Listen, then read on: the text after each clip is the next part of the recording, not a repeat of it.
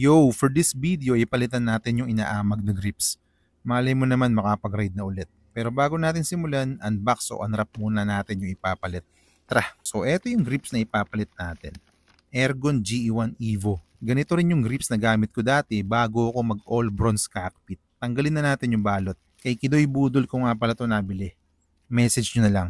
Ang sabi, swak daw tong grip sa mga pips na XL ang gloves. Yung usage naman ay for gravity at enduro rides. Materials, proprietary rubber ata ni Ergon. 110 grams naman ang bigat, pares na. Pagdating naman sa design, itong Ergon grips ika nga it live up to its name. Lihitin mo na ergonomic yung design. Hindi siya basta pabilog lang. Hindi rin diretso lang yung dulo. Design daw para mabawasan yung hand fatigue. Nakalagay din sa packaging ang tamang posisyon. Tapos sa loob din pala ng mismong grips nakalagay yung manual. Asip naman may magbabasa. Sa mismong grips naman ay may mga clue na kung paano ikakabit. Nakaprint kung left or right, ano yung dapat nasa taas, printed din yung torque. Tara, kabit na natin. So eto yung lumang Deity Lockjaw grips natin. Pudpud na talaga siya. Ang dami na ring tama. Quick review dito sa grips na to. Aesthetic lang, pero mabilis mapudpud at may mga experience ako na dumudulas lalo kapag nabasa kahit nakagloves ka. Kung ikukumpara naman dito sa Ergon GE1 Evo, magkasing haba lang sila. Pero sa itsura,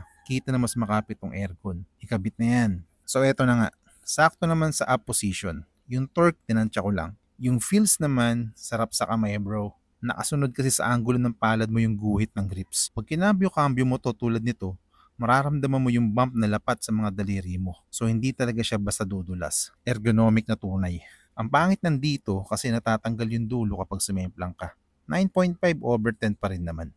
Balikan natin yung Deity Lockjaw grips. Kung sakali lang naman na kailangan mo ng grips at hindi ka maarte, sa'yo na tong Deity ko. Free shipping kahit saan. Share mo lang tong video, tapos PM mo sa akin yung screenshot sa FB. Yung pang-5, siya na panalo.